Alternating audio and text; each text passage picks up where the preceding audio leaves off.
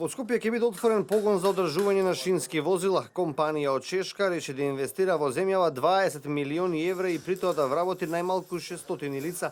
Новиот погон со работа се очекува да започне кон почетокот на идната година. Ова го најави лидерот на ВМРО ДПМН Никола Груевски. Дополнително, тој најави инвестиција во битова, станува збор за компанија од осигурителниот сектор, маркетинг, услугите и социјалните мрежи.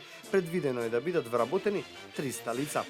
Чешка компанија која се занимава со железнички транспорт и шински возила, донесе одлука да инвестира во Македонија и да вработи најмалку 600 невработени лица, при што во првата фаза ќе се вработат 150 до 200. Американска компанија, корпорација влегува на македонскиот пазар, отворејќи канцеларија во Битола, со план да вработи 300 лица. Дека Македонија е земја поволна за инвестирање, говори фактот што Груевски најави дополнителни 2 инвестиции пред Унијата на жени на ВМРО ДПМН. Во Крива Паланка влегува словенечка инвестиција каде ќе се произведуваат ранци за деца, додека во Кочани компанија од САД ќе произведува автомобилски делови. Словенечка компанија во Браунфилд објект ќе отвори производство на ранци за деца, кои ќе ги пласира на европскиот пазар.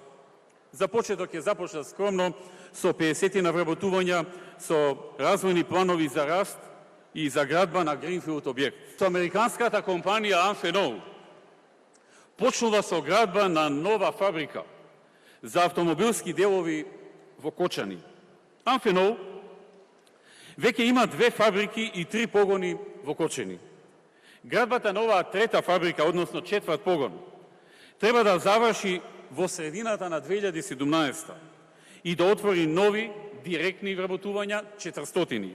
Лидерот на владеачката партија ги потсети припадничките на понижниот пол од партијата за времето кога се затвараа фабрики, работници се отпуштаа од работа.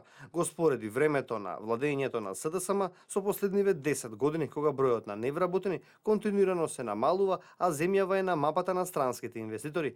Дека инвестициите во земјава се реалност, Груевски ја потенцираше новоотворената фабрика во Тетово од автомобилскиот сектор, инвестиција вредна 15 милиони евра. Според најавите, во оваа фабрика ќе работат околу 2000 лица.